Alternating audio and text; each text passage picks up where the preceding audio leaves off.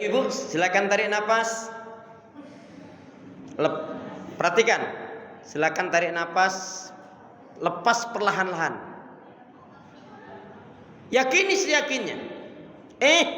Kita bisa bernafas, bicara, jalan, makan, minum, berbuat baik kepada handai tolan sanak famili keluarga, bisa membedakan mana yang baik, mana yang buruk, mana yang halal, mana yang haram. Lebih dari itu, kita bisa melakukan semua rangkaian aktivitas ibadah, tak lain tak bukan merupakan nikmat, rahmat, karunia dari Allah. Yang dengan itu insya Allah kita akan selalu ingat firman Allah, Fabi ayyi ala'i rabbikuma tukadziban, Fabi ayyi ala'i rabbikuma tukadziban. Nikmat Allah yang mana yang kamu dustakan? Nikmat Allah yang mana yang kamu dustakan? Diulang-ulang oleh Allah sampai 31 kali di dalam surat Ar-Rahman. Mengingatkan, mengajarkan kepada kita agar kita pandai-pandailah bersyukur manakala diberi kesenangan, kenikmatan, kebaikan, kebahagiaan. Tapi juga berlaku sabar ketika diuji dengan hal-hal yang tidak menyenangkan. Mari kita awali majelis kita, ta'alum kita, kajian kita dengan membaca basmalah. Bismillahirrahmanirrahim. Assalamualaikum warahmatullahi wabarakatuh.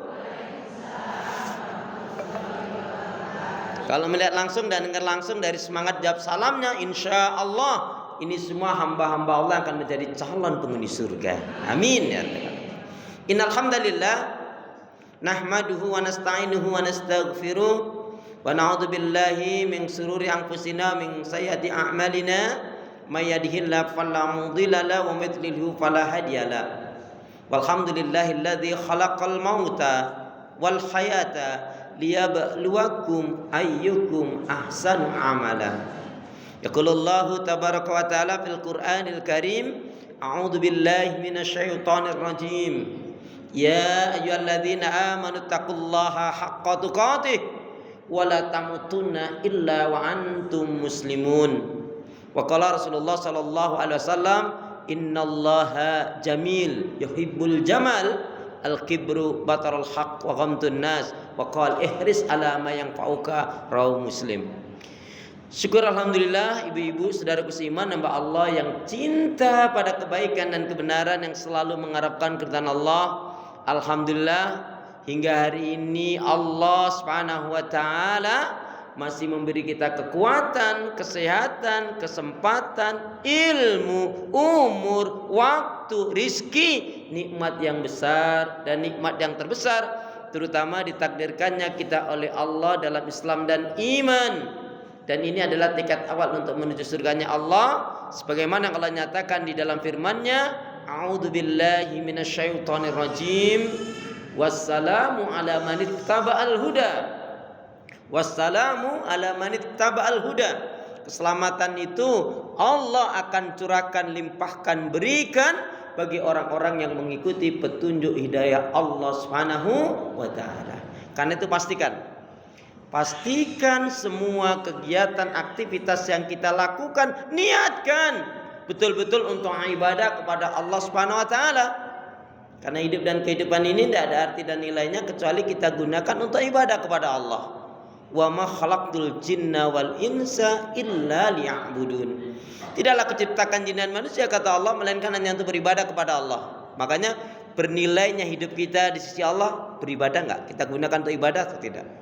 Kemudian jangan pernah lupa dan melupakan diri untuk senantiasa berdoa, meminta kekuatan, rahmat, pertolongan pada Allah. Pada hakikatnya tanpa kekuatan, rahmat, pertolongan dari Allah, kita enggak bisa berbuat apa-apa. Masya Allah, la haula wa la quwata illa billah. Karena itu doa pinta kita semoga hati, iman, ibadah, akhlak, dan ilmu yang Allah berikan kepada kita hendaknya menjadikan kita bisa lebih baik daripada hari-hari sebelumnya. Bisa memberikan kebaikan dan manfaat yang banyak untuk diri, keluarga, teman, sahabat, saudara, tetangga, dan orang lain. Dan insya Allah dengan semangat fastabiqul khairat, berlomba-lomba di banyak kebaikan, insya Allah akhir kehidupan kita mati dalam keadaan husnul khatimah. Amin ya rabbal alamin. Kenapa? Karena seorang muslim muslimah yang baik hatinya, baik imannya, baik ibadahnya, baik akhlaknya, dan juga baik ilmunya, insya Allah muslim muslimah yang baik hatinya, iman, ibadah, akhlak, dan ilmunya, insya Allah muslim muslim yang seperti ini jiwanya tenang dan tentram walaupun tabungannya banyak. Amin ya Allah. Jadi kalau mau tabungannya banyak, baikin hati, baikin iman, baikin ibadah, baikin akhlak, dan juga baikin ilmu. Alhamdulillahirabbil alamin. Allahumma shalli ala Muhammad, Allahumma shalli ala Muhammad. Salawat dan salam semoga Allah selalu curahkan, limpahkan, berikan bagi orang-orang yang mengikuti petunjuk hidayah Allah Subhanahu wa taala. Ibu-ibu sehat semua? Sehat semua? Ibadahnya lancar? Tambah sabar? Makin bersyukur? Yakin sudah nggak marah-marah lagi? Bu, kenapa ini perlu saya tanyakan? Karena ternyata untuk menghilangkan marah-marah sangat gampang sekali. Gimana caranya? Jangan marah. La taghdab walakal jannah. Janganlah kamu marah-marah, bagimu surga. Perhatikan Bu. Perhatikan betul ini. Orang yang kuat dari umatnya Rasulullah, orang yang kuat dari umatnya Rasulullah itu Ibu bukan pegulat, bukan pelari cepat, bukan orang yang bisa angkat-angkat barang yang banyak, tetapi orang yang kuat dari umatnya Rasulullah, orang yang mampu mengendalikan emosi, hawa nafsu, dan amarahnya, dan orang yang sabar dengan kesabaran yang baik, terutama ketika diuji oleh Allah dengan hal-hal yang tidak menyenangkan. Bahkan ini dikaitkan dengan satu riwayat. Kalaupun ibu rajin ngaji, baca Quran, zikir, istighfar, puasa, bagus. Tapi perhatikan betul ini. Barang siapa yang dia tidak memiliki atau belum memiliki, barang siapa yang dia tidak memiliki atau belum memiliki sifat lemah lembut, kasih sayang, pemaaf, penyantun, penyabar, dan dermawan, maka berarti sebenarnya orang tersebut belum diberi kebaikan oleh Allah Subhanahu wa taala. Lau kana abidan, meskipun dia ahli ibadah, tapi masih suka marah, suka emosi, omongannya kenceng, omongannya nyakitin. Ada nggak yang kayak gitu? Coba sekali lagi, mohon keikhlasan Ibu. Ya, coba sekali lagi tarik nafas. Ingat apa-apa saya? Ayo tarik nafas. Tahan pelan-pelan, tahan pelan-pelan. Baik, cukup. Sekarang coba, ketika Ibu tadi menarik nafas, dengan Ibu nahan, bisa nggak Ibu marah? Coba praktekin dulu. Itu penting. Ini ada ilmunya. Jadi kalau orang ada keinginan marah, sebaiknya dia istighfar, tarik nafas, tahan. Insya Allah ini akan kalau dalam ilmu kesehatan apa istilahnya saya tidak ngerti, tapi ini akan meredahkan ya hormon-hormon yang buruk itu. Coba tadi Ibu praktekkan. Ketika Ibu tarik nafas, maka dengan Ibu tahan aja. Yakin Ibu nggak akan bisa marah. Coba kalau percaya. Biar marah nggak bisa. Itu yang dimaksudkan menahan diri. Nggak ada manfaatnya marah tuh Bu. Marah tuh gampang, tapi akibatnya panjang. Mohon maaf ya Bu ya. Ibu kalau kata orang Jawa, panjenengan gadain rewang. Padahal rewangnya itu cuma salah sedikit. Iki piye to kerjamu? Resik kotor terus. Gablek.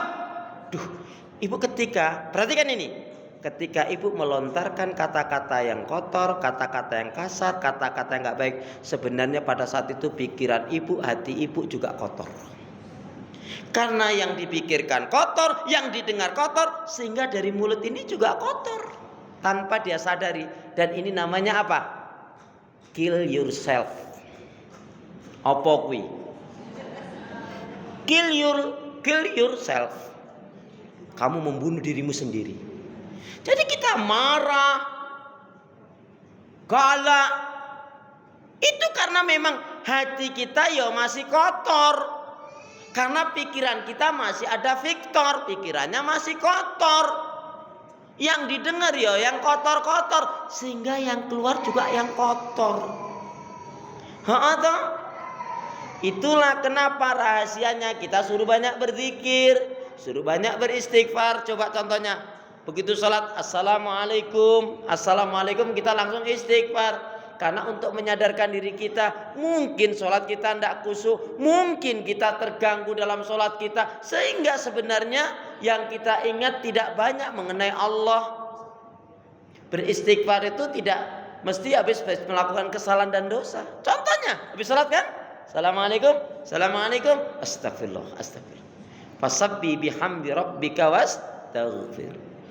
Baik ibu, saudaraku seiman, hamba Allah yang cinta pada kebaikan dan kebenaran, yang selalu mengharapkan keridhaan Allah. Yuk kita berdoa dulu. Bismillahirrahmanirrahim. Ya Allah ya Arhamar Rahimin, janganlah kau matikan aku kecuali setelah amal ibadahku lebih banyak dari dosa-dosaku.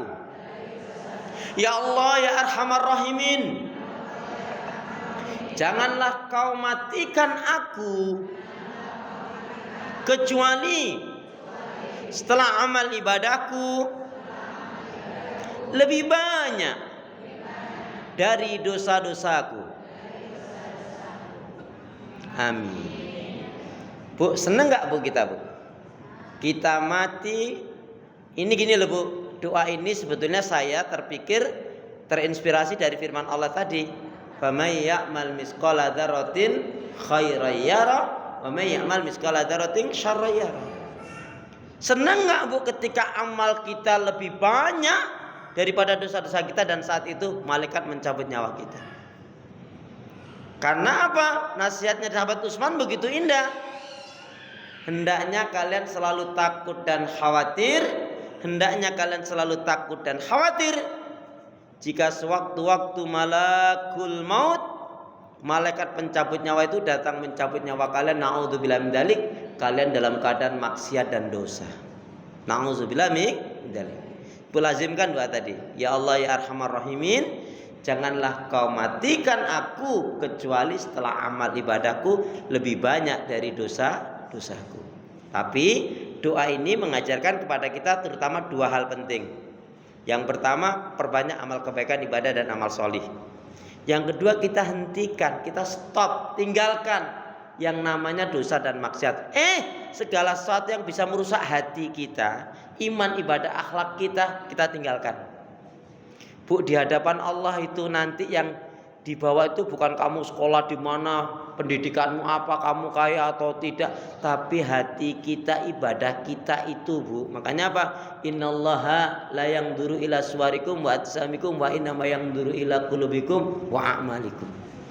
Kata Rasulullah dalam sabdanya, sesungguhnya Allah enggak melihat bentuk tubuh kada dirimu, ya, tetapi yang dilihat oleh Allah adalah hati dan amal perbuatanmu. Kenapa? Orang itu ibu, kalau hatinya baik, insya Allah amal perbuatannya ya baik.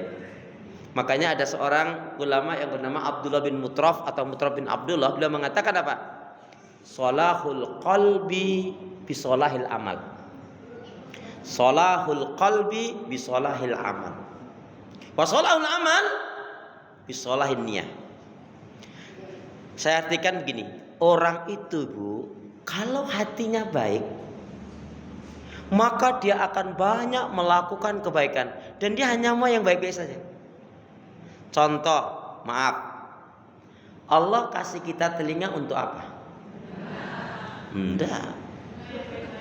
Allah kasih kita telinga bukan untuk mendengar titik, tapi untuk mendengarkan yang baik-baik dan bermanfaat. Mungkin saja ibu ketika jalan, mungkin saja ibu punya tetangga dar itu kedengeran, iya, tapi kita nggak akan fokus ke situ. Kemudian Allah kasih kita mulut dan lidah untuk apa? Untuk berbicara yang baik-baik dan bermanfaat. Apalagi tegas sekali Rasul mengatakan, "Man kana yu'minu billahi wal yaumil akhir falyaqul khairan aw liyasmut." Barang siapa yang dia beriman kepada Allah dan hari akhirat, hendaknya berkata yang baik, kalau enggak diam. Sekali lagi Bu, orang yang hatinya baik maka akan banyak melakukan kebaikan-kebaikan. Dan orang yang suka melakukan kebaikan-kebaikan itu ternyata letaknya apa?